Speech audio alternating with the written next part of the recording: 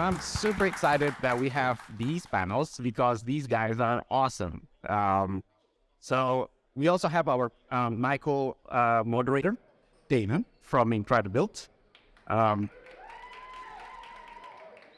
We have Doug Barnes from Final Fight Games. We have JB from Bad Robot Games. And we have Brian Etheridge from Tripwire Interactive. So I just want to say, I just want to give kudos because while Brian is here, they actually launched a game yesterday. Yeah, that happened. So, it wasn't ideal. Let me just say, we may have shifted things a little late, and we looked at the date. And we said, that's strange, GDC. Dang it. Well, let's go. We have an awesome team, obviously supported by you guys, so that helps a lot. But everyone's holding down the fort, and they really didn't need me at all anyways, so it's fine. Awesome. Yeah. Cool. So, Dana, maybe you want to do a quick introduction of yourself, and let's kick this off. Thank you, Raymond. So it's good to be here. I'm Dana, the Chief Product Officer at Incredibuild. I've been with Incredibuild for 3 years now. Before that, over 20 years of experience in different industries, leading engineering and software and product. And we at Incredibuild, we accelerate, for whoever doesn't know, we accelerate development cycles, right? Allowing developers not to wait on build times, but to focus on quality, getting the games faster out to market, which fits very good with our topic for today. So we'll start with the first question. How about that? Good. Yay. So why do you think studios choose the early access route? What are the benefits you see in choosing that launch strategy? How do these compare with other strategies for launching a game? Yeah, so what are the benefits? I mean, so I sort of came up in the console space, console primarily working on small games that had to ship on time. We'd never ever had the luxury of player feedback back then, right? Like we're talking like Game Boy Color era and that sort of thing. And you had your QA team, and that was where you got your testing done and where you got your UX feedback and where you got everything. And if those people really hated playing Tonka dump truck game, you were out of luck because they weren't going to be able to tell you anything. They were just, I want to go be playing Halo, right? So you had people who weren't engaged in that space. So obviously the first and most obvious benefit is taking things from the mobile space, where soft launch evolved and has kind of become is or has been a thing for a decade and a half now. You can get that player feedback from your core group, and absolutely without any doubt from the people that are going to be your early adopters and your most hardcore fans. So I'll talk about later some of the things that I think are detriments, but obviously the most important thing is being able to just find out what your most hardcore fans are really going to want, and also being able to do it in two ways: listening to what they say and then watching what they do. So a team I worked with used to always say, like, never listen to what they say, but look at what they do. And they don't believe that entirely. I do think that's a good starting point, but you got to do both, right? Listen to what they say and what they're asking for, but look at the data, look at what they're doing. If it's a game like Deceive, what characters they're using, what weapons they're using, all those sorts of things, what maps they like to play. And you're going to be able to service the most hardcore people or be your most ardent fans and the ones who will evangelize the game for you. So step one. Eyes are bad. Hey, everybody. I think there are two main benefits from my perspective. One is early on, you get revenue, which is great. So if you're a smaller studio and you don't quite have the runway to see it through to full polish, you can get something into the user's hands. And even if it's small, you could start polishing it with a core group of enthusiasts. Sorry, I wasn't using the mic. Core group of enthusiasts to have a premium price point on a product that isn't done yet. The people who opt into that are already so enthusiastic about the promise of what your game could deliver that they are along for the ride. And if you do a good job at valuing them and communicating with them, then by the time you're ready to open the floodgates for all of the other players, they are going to be the ones who come to your defense. And it doesn't have to be the dev team. It doesn't have to be the community team. You have developed a community of hardcore fans that are ready to stand in for you.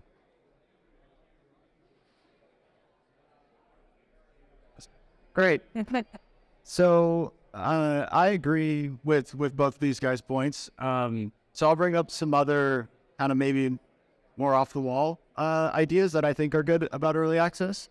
I think number one is that with early access, you're kind of making a promise to your players that we're going to be here and continue to build this thing and continue to support this thing. And this is just a taste of where we're going. It's not a complete release that they can kind of say, well, where's this headed? And I think that with early access, you kind of have to come out there and say, we're going to keep building this. And this is just the beginning. I think the other big benefit of early access is that it puts a little bit of pressure on the internal dev team. You can kind of sit there and have all the time in the world and never launch a game and rework things. But when you give the team a deadline about launching an early access title, I think it forces you as a dev studio to make some really hard decisions that you may not make otherwise. It's about kind of getting something out there and then building a foundation to then evolve forward. All right. Well, for the records, I would totally play the Tonka truck. But that's just me.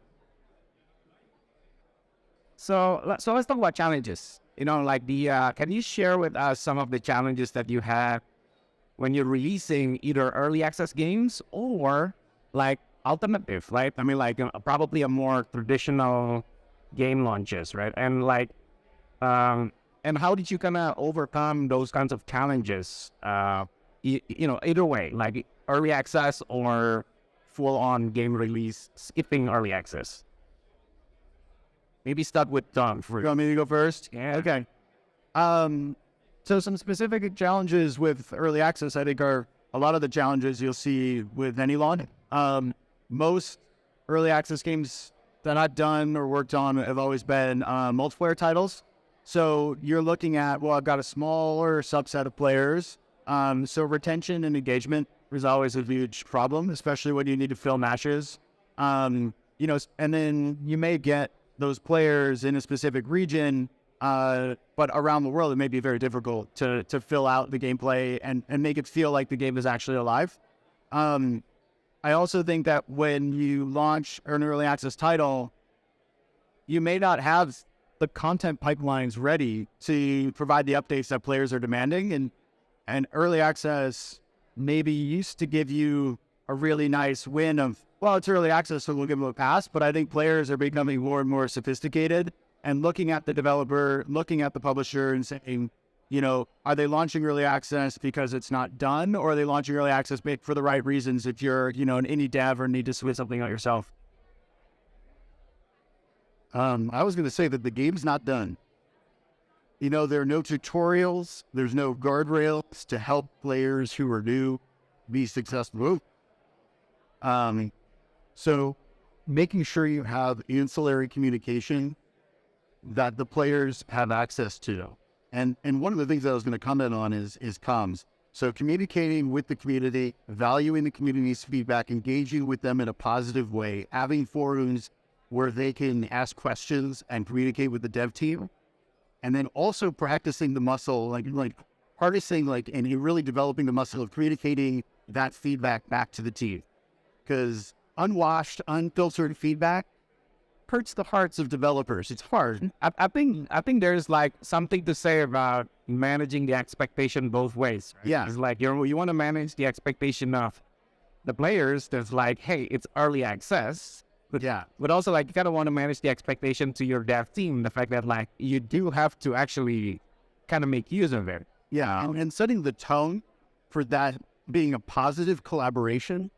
Hey, community, we value your feedback. Hey, we're listening to you, and here's the steps we're taking in response to your feedback. That's really great. The other thing that I would say is, and we're experiencing this right now, at Bad Robot, Mike Booth, the creative director, developed a feature that the first time I saw it, I thought, why doesn't every game have this? Oh my God, where has this been all my life? I need this in what every gaming experience.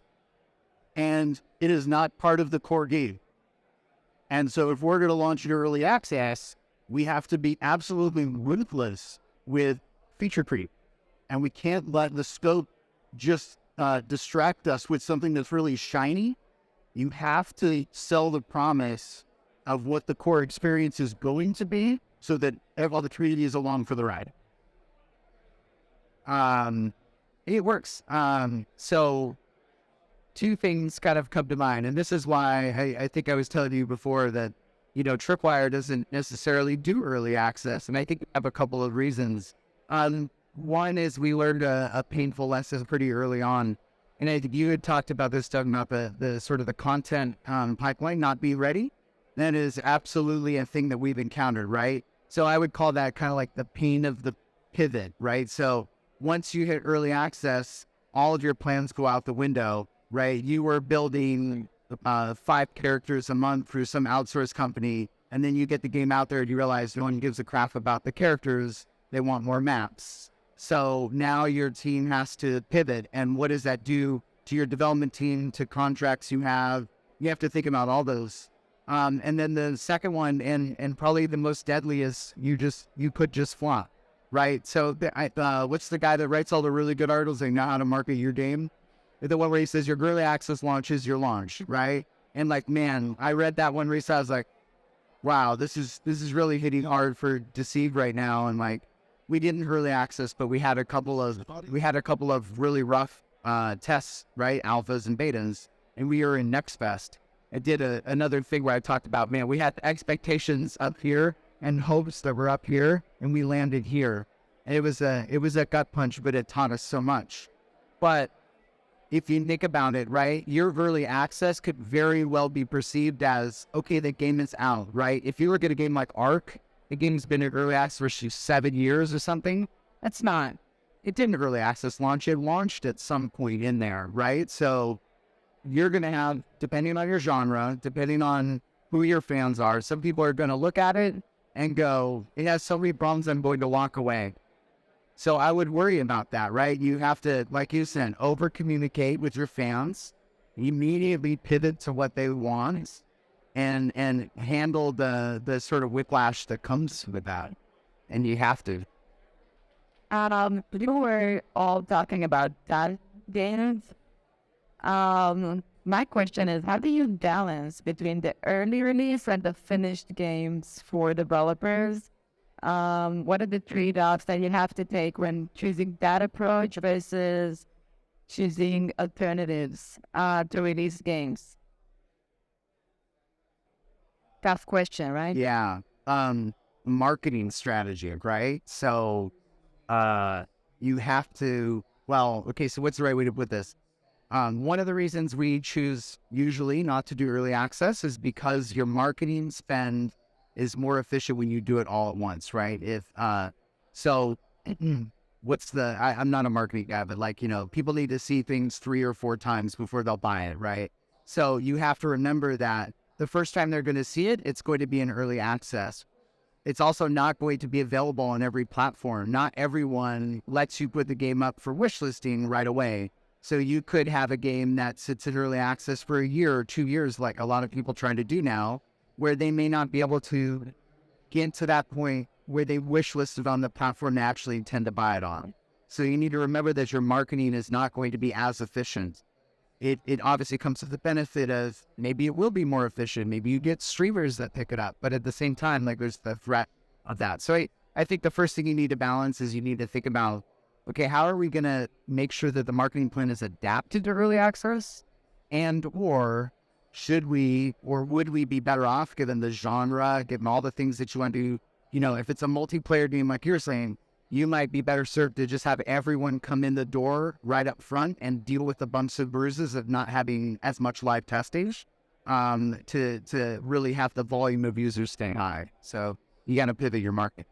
The tricky thing there is when you have the big wide release, that's your first impression. And if there isn't a hiccup, it will crater and you will have a very hard time re-engaging those players and getting them to come back. And so, also, if you're a bigger studio and you're connected to other press beats, if you're connected to a TV show, if you're connected to a big IP, if you're an established franchise, it is much harder to beat Halo and come out with an early access game. People have super high expectations, and it's just not something that those franchises can afford. I think a big element is who's your partner helping you launch this game? You know, are you working with a VC? Do you have the ability to do that? Are you working with a big publisher? Maybe that's not the right approach to go. So I think that as a dev studio, you can have a lot of ideas about maybe the right way to go, but you also need to think about the ecosystem surrounding your title. And I think a lot of factors come out of who you're partnered with to actually bring this game out to launch. If you're with an Activision, you're probably not going to do it. If you're with like a Coffee Stain, you know, they've got a really proven model there showing that. And I think it would be beneficial when you're making a launch decision to leverage your partner in the best way that they know how, because that's going to align with player expectations. And it really is trying to figure out how to do that. All right. So let's talk about feedback. Tom got rocking. What about it? Tom got rock. So, you know, if there is the mobile type of like releasing early, releasing often, like, you know, like sometimes some games would have like a lot of releases, a lot of patches, right? So that includes like you have to be able to churn out your game very, very quickly, and listening to player feedback, either that's explicit or non-explicit, right? By telemetry and all that, right? So there's one model.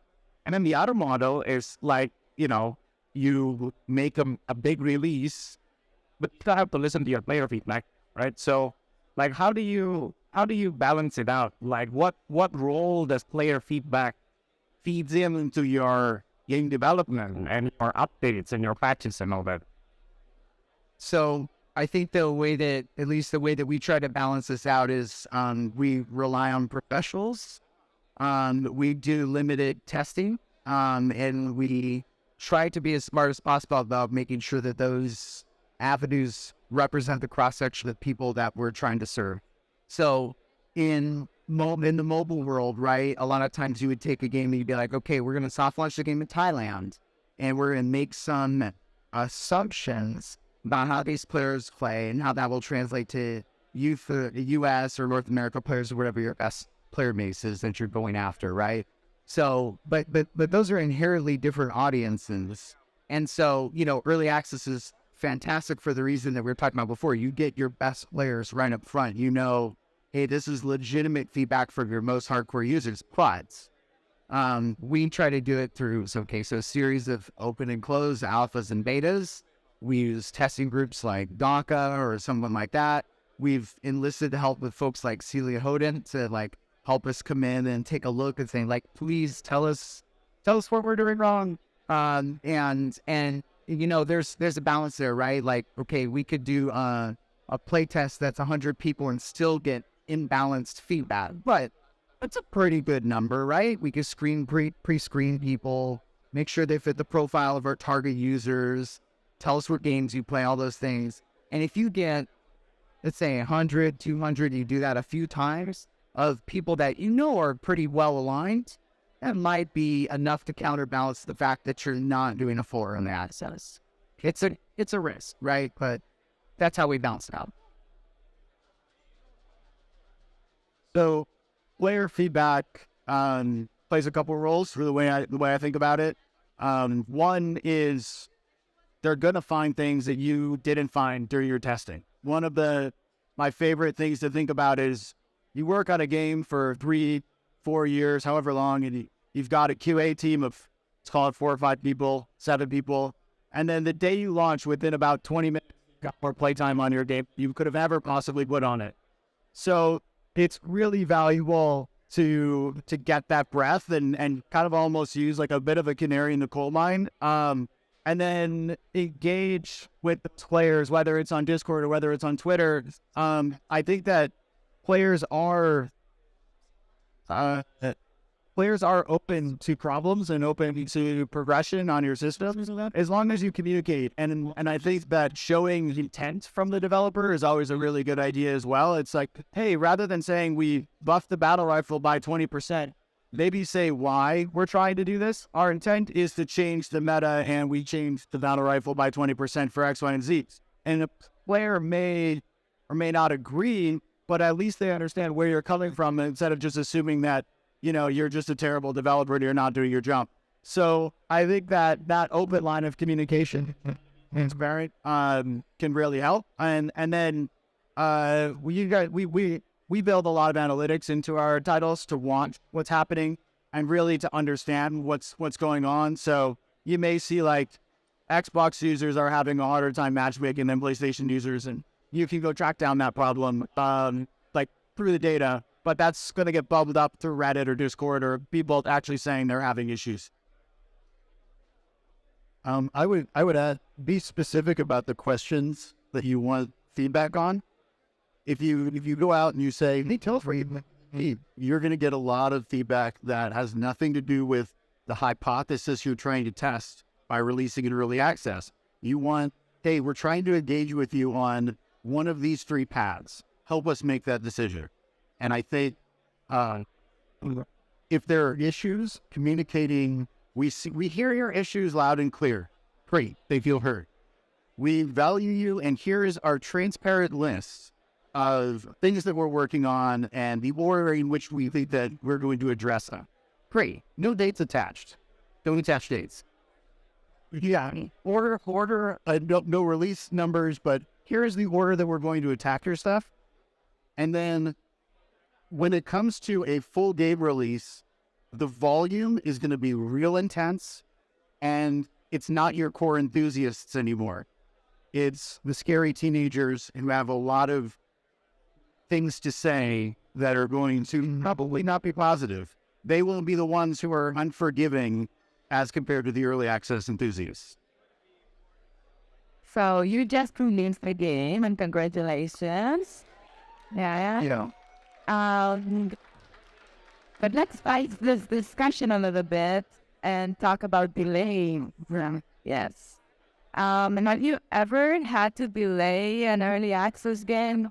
What led to that decision, and mostly how did you communicate this to players? I mean, any of expectations are high. Do you think they differ between early access and simultaneous releases? I've delayed iterations on an early access game, which was, hey, we have an update that's coming out. We're going to be really excited about it. We just want to share it with you. And it wasn't done yet. It was too buggy. And I think if you're open and honest and said it wasn't to the quality bar, it wasn't ready for you, like it still needs to cook. The transparency about that is very valuable to players. We did that on Paragon. We did that on Fortnite. You only have so many of those to spend. So promising something and then delaying it hurts. So being judicious with how much you're promising for the next release is the important thing. Saying the order is fine. So I've been very fortunate. I've never had to delay a batch. But what? Good for you. Yeah, but there's a philosophy that we kind of use to do it, which is that kind of the train's always moving, and what gets on is variable. So you kind of need to think about, well, we have to launch a battle pass. We made a commitment to our players. We're launching battle passes, every season. You can't miss on that. If you missed on that, production really messed up. It's on you. You should own it and say we didn't get it right. But with new features, with bugs, with all these things that you haven't fully committed to, you can kind of have the best intent to put them in your patch, but then if they don't quite make it and you didn't announce it, you shift it.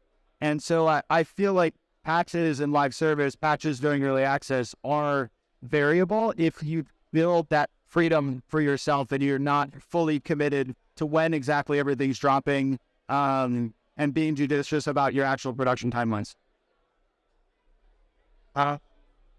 So, no, not quite, but kind of more along the lines of what you said that, we have had to make adjustments, right? One of my favorite guys that work with Jerome Malone at Hybrid Creations, and he I was a producer and he was a producer, but he was an internal producer, right? So he taught me some awesome stuff. Like, where things is like, he's like, keep the bucket size the same, just change what you're putting in the bucket, right? So, and then try and make the bucket, when you launch your game, try and make your bucket 90% bug fixes, 5% quality of life, 5% content, and then try and get the content to go up over time, right? Like, so I really like that idea of like, okay, play it smart, like focus on the problems first, quality of life always should be there to some extent, right? And then content is the thing that people don't want to see you putting out when you have bugs.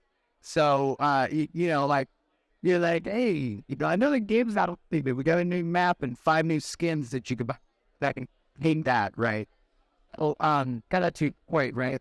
I don't think it's a bad thing to say, we don't have this, we're molding it back for X reasons, we do have this, and here's what we're coming out with. So again, it's all about what you guys, I think, both are saying, which is like the transparency element, right? Like, just be transparent, tell them why, don't assume that they don't understand developments, explain it for the reasons that it is, and if there's some extenuating reason as to why you're doing it, like, put it into writing, like, tell them, hey, and that's not take one to the bus, but, be honest about it, right? The reason this happens is because of X, Y, and Z. It is still our focus. It is our intent to do it, not by this date, but by our next major patch or whatever you want to say. And then, just over communicate, right? All right, awesome. All right, guys, so this is almost Q&A time. This is going to be the last question that I'm going to ask the gentleman, and then I'm going to open it up to Q&A. So, you ready with the question? All right, so last question. If you have one suggestions for a studio who's considering either they're going to go early access or no early access, it's like, what kind of recommendation would you give to the studio? So I thought about this one a lot, so I'll take it first. Think about what it is you want out of early access and make that your primary goal, right? So that sounds stupid or obvious, but I've been talking with people who are like, well, you put the game in early access and then you get wish lists. And then once you hit 400,000 wish lists, that's when you launch, because you're going to get this base, like, woes, stop, slow down. Like, early access should not be about marketing from my perspective. There are marketing benefits to it, obviously. But the reason you do early access is to take the methodology of developing to your customers' desires, proving out the problems before they hit the broader public, right? So think about what you want your criteria to be for that, and stick to that, right? So, and your criteria probably needs to be, did we get the recipe right? Like, number one, like, are people finding it fun? What are those problems? Did we get the recipe or the mix and gameplay right? If you have a shooter, is there enough shooting? Do people die fast enough? Do they die too slowly? What about the character balance? What about our catalog or our battle pass? Are people interested in it? Why not? Like, make sure you set up what those things are that you're going after, and personally, don't make it about like, okay, this is just going to be good exposure. So those were all great. So I'm gonna give a different tactic. Treat your players, your early access players, like royalty. They are VIP. They get the best treatment. When you leave early access and go into some bigger launch, they get veteran. They like honoree. They get whatever new skins that are just for them. That they have given you something that is overwhelmingly valuable. Their time and their feedback, and you have to show value in return. And then again, these are your core enthusiasts, and now because you have given them overwhelming value, they will be your advocates. I think that we shouldn't use early access as like a crutch or a get out of jail free card. I think it may be tempting. I've been in situations where it's tempting to say, well, we can go early access because we can get marketing, or we can go early access so we can get some money, or we can go early access to try and bolster our testing. But at the end of the day, when you launch that, it still needs to be a compelling package. Like, that early access needs to be a planned, well thought out, something that players are going to sink their teeth in. And maybe 10 years ago or 7 years ago, early access would have been like a lower bar, but the games that are launching early access successfully now are phenomenally good. I mean, you've got Fortnite was in early access for 3 years. You've got Raft with early access for 4 years. You've got, like Baldur's Gate 3, which is crazy that that's an early access watch to me, but it's a really good game. And so this bar for early access kind of keeps raising with the quality of how the industry is using it. And I will say I'm a little angry that Fortnite took early access, because I think you guys rooted for all of us. But it still needs to be well thought out and well planned, and you have to give your players a compelling experience of why they want to stick around or why they want to buy that. So it's time for the exciting stuff. It's time to hear from you. We have a few minutes to take questions. Who's got the first one? Don't be shy. Yay.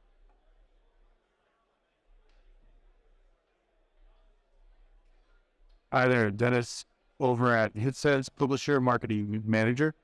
And we have a FPS game over in early access right now. And we're doing pretty well on the marketing front. Great return on ad spend. How would you distinguish where we should be in the marketing campaign on early access versus full launch? What's the distinction in terms of the strategy, in your opinion? I'll take one part of that.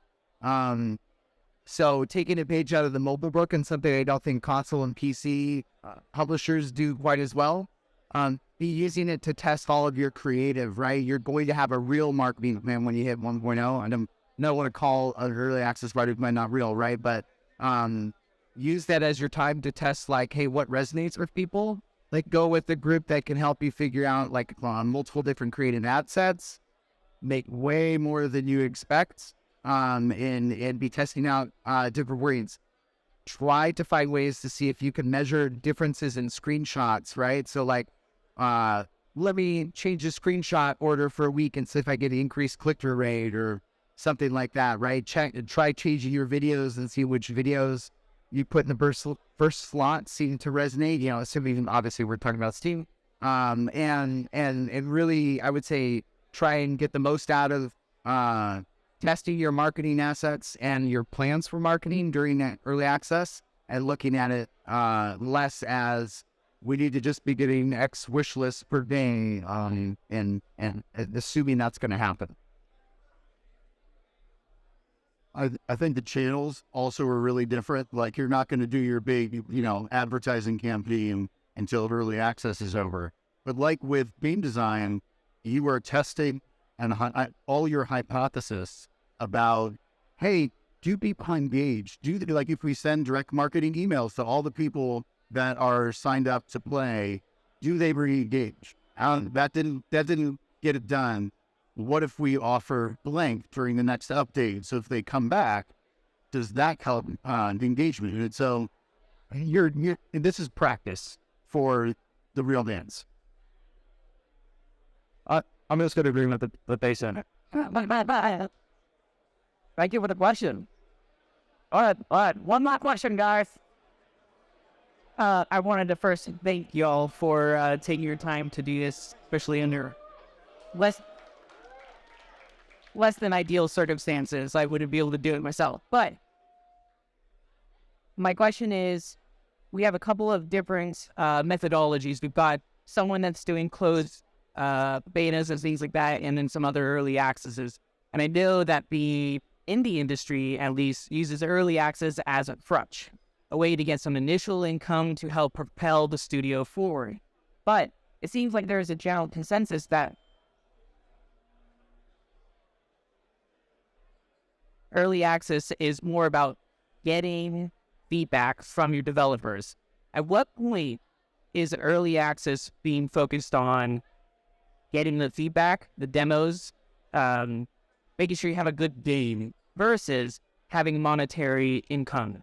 Is early access closer, Steam early access closer to launch, and you should focus on closed beta tests, etc., for getting that feedback?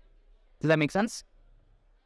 Yeah, I think it really depends on where your studio is, right? If you're two people in a basement, launching your early access game to get some revenue may allow you to quit your day job so that you can keep building this and that's your passion. If you're Epic launching Fortnite, early access is a very different thing. So, nailing down what early access is to you, there's not a one-size-fits-all solution.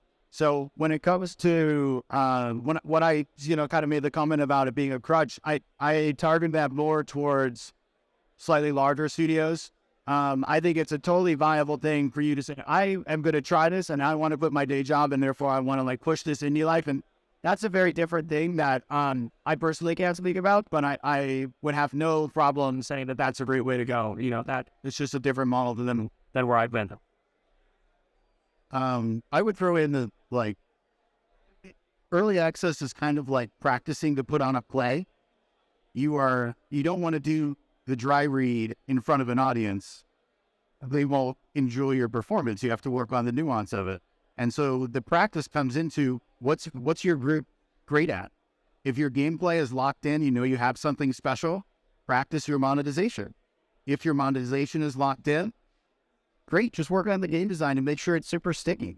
Whatever you need practice on and want to iterate with live people, do that. Maybe consider early accessing your early access. Now that early access is like launching to some people, right? Can you build a plan that says, I'm going to do a series of alphas or betas or whatever you want to call it to sort of verify my assumptions about what's going to happen in early access, and then hit early access, right? Maybe not making it about getting the feedback from more about the technical stuff, or if your goal in early access is really to start building up a serious user base, maybe you do dry runs on all of your surveys and how you're asking questions. You said something about it, Doug, I think, making sure you ask questions the right way.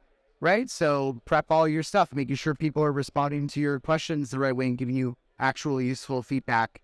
Maybe go to a group that does UX testing or play tests and talk to them and just say, hey, give me 100 people and I want them to all answer these questions, figure it out before, and then get to that point. I don't think I answered your question about the revenue side of things. That's a really hard one for me to answer, right? I think we see a lot of people that are like, we're going to do this and we're going to go into early access. And then my first question to them is like, why are you going into early access? And if they ever say, it's so that we can support the development of the game, I always ask, well, why don't you just increase the budget? Does that solve the problem? Because, if they're saying it's for money, then maybe they are thinking that it's for testing and for getting the game into better shape, right? So if they don't have that methodology down or they don't have a plan for how to test it, and they're doing it for the money, you got to think about that. Maybe don't. Thank you. All right, I want to say thank you so much for our panelists, our awesome panelists, Doug, JB, and Brian. And do you have any last minute thing you want to say to him? No, I want to thank you all. I think we've learned some interesting stuff here about early access, right? And other alternatives as well. So thank you so much for joining us. Well, I want to say thank you for Incredibuild for hosting this with us.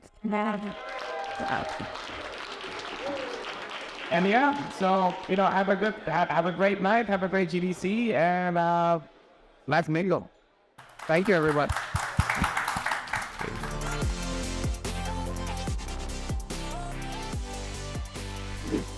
AccelByte. Celebrate boring launches.